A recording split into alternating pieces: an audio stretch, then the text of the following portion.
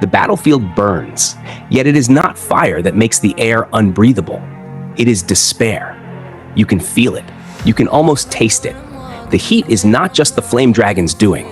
It's the suffocating realization that all paths forward have been sealed, that even the so-called rulers of chaos, the Primordial Demonesses, are nothing but pieces on someone else's board. Velgrynd stands at the center of this storm. The flame dragon, sister of Veldora, every movement of hers is flawless, merciless, absolute. She doesn't even need her dragon form to dominate. Every strike is a sentence of death, and yet the three Primordial Demonesses, Tensura, Carrera, Ultima, they don't crumble. They cling to their pride like drowning sailors cling to driftwood. Because for them, defeat isn't about dying. Defeat is about humiliation. And humiliation in front of Diablo's watchful shadow is a fate worse than death. That's the hook of this moment. Velgrynd should have crushed them outright. She should have left nothing behind but ash. And yet she didn't. They endured. Why? Because Rimuru named them. Because their skeletons, reforged in orichalcum, could take punishment that would have shattered lesser demons. It's subtle but chilling. Rimuru's hand stretches into this battle even while he's absent, shaping the survival of his servants. And Velgrynd notices. She even admits it. You're stronger than I imagined you'd be, and you're clearly used to close-quarters combat. For a flame dragon, praise is not encouragement. It's an admission that the opponent has crossed into dangerous territory. But here's the trap. While Velgrynd toys with them, Tensura studies her. Every move, every pattern, every breath of fire. And then, in the middle of chaos, she identifies Velgrynd's hidden trump card. Parallel existence. The perfect technique. Multiple bodies moving with her consciousness, overwhelming in their precision. But perfection is a lie. Tensura sees it. Each body is vulnerable. Energy loss spreads across them all, and for a spiritual lifeform like Velgrynd, damage echoes through the whole system. Ultima laughs with cruel delight. Our attack wasn't in vain then. That one realization flips the entire fight. What was domination suddenly looks like survival with purpose. For Velgrynd, the moment is unsettling. She's forced to acknowledge the brilliance of her enemies. Well done, Blank, or Tensura, I should say. But notice what's really happening here. The flame dragon is being stalled. She could annihilate them at any moment, but she doesn't, because the duel is not about victory. It's about time. And the Demonesses, mocking, laughing, bleeding, are buying Rimuru that time. Carrera drives the knife deeper with a taunt that lands harder than any spell. She compares Velgrynd's compliments to Veldora's antics, dismissing her as pandering. That's when the mask cracks. For the first time, Velgrynd's rage is tinged with something else, sisterly pride. She admits to herself, that boy's grown quite a bit. I'm quite happy for him. But you see, the problem is that I can't go easy on him. And then, just like that, she withdraws. Not defeated, not even challenged. She chooses to vanish. That's her cruelty. She doesn't crush them. She leaves them with the weight of knowing she spared them. The storm has not ended. It has only been delayed. But then, the world trembles, because Velgrynd calls back all her separate bodies. The game ends. No more half measures, no more restraint. She fuses into her true dragon form, a blazing cardinal inferno that sets the very forest ablaze. And opposite her, the storm gathers. Veldora assumes his own draconic form, winds howling in a cyclone of destruction.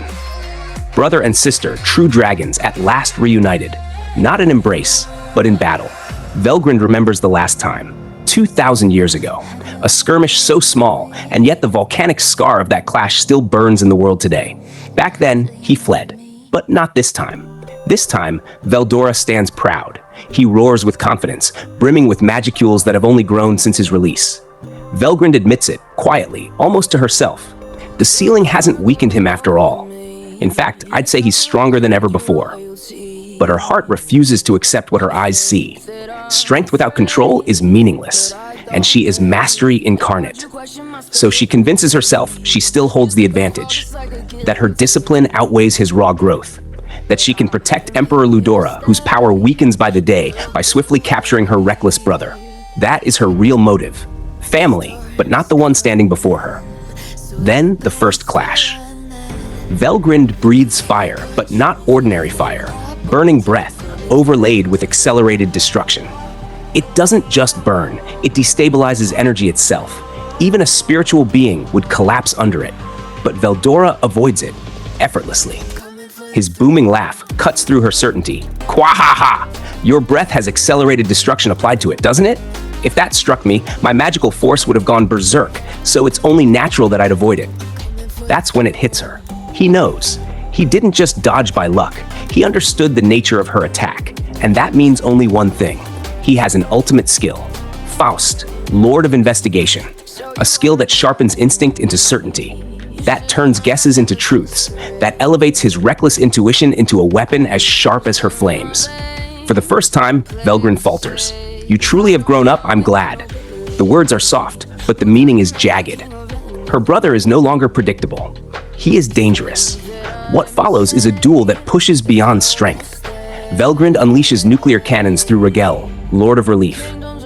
11 of them, descending like God's judgment. Veldora barely survives, his barrier shattered, his body scorched. If I took a full hit, I wouldn't be alive. But he rallies. With Faust's precision, he twists his storm magic into a ruinous tempest, blasting her back. His laughter is cruel. What do you think, my sister? If you learned your lesson from that, we can call it quits now. The taunt slices her pride open. She abandons restraint.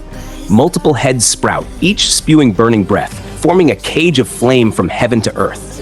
But Veldora slips through every strike, mocking, "It'll never work if you can't hit me with it." She escalates further.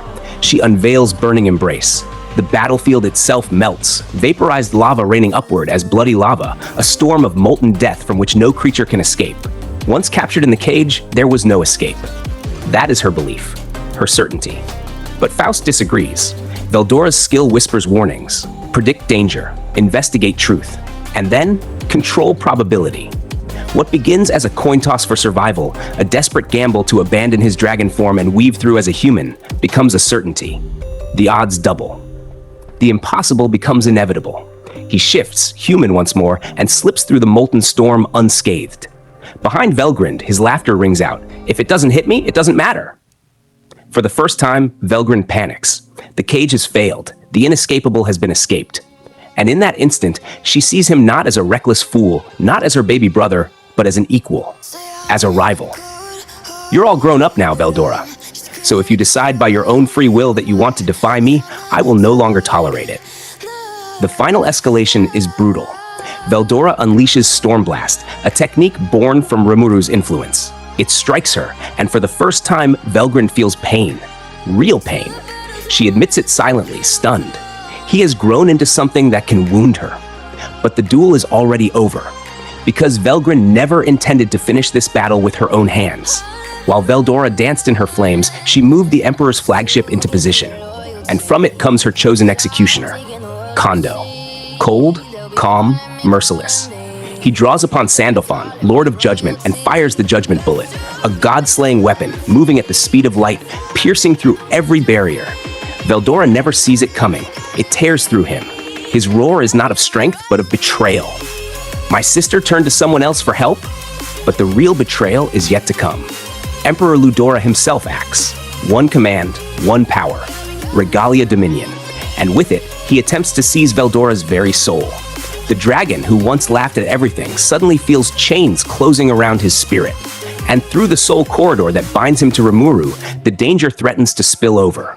If Ludora succeeds, Rimuru himself will be pulled into the abyss. In his final moment of clarity, Veldora makes his choice. He severs the corridor. He cuts himself away from his closest bond. His voice is soft, but resolute. Good. Good. It's up to you now, Rimuru. And then he falls into darkness.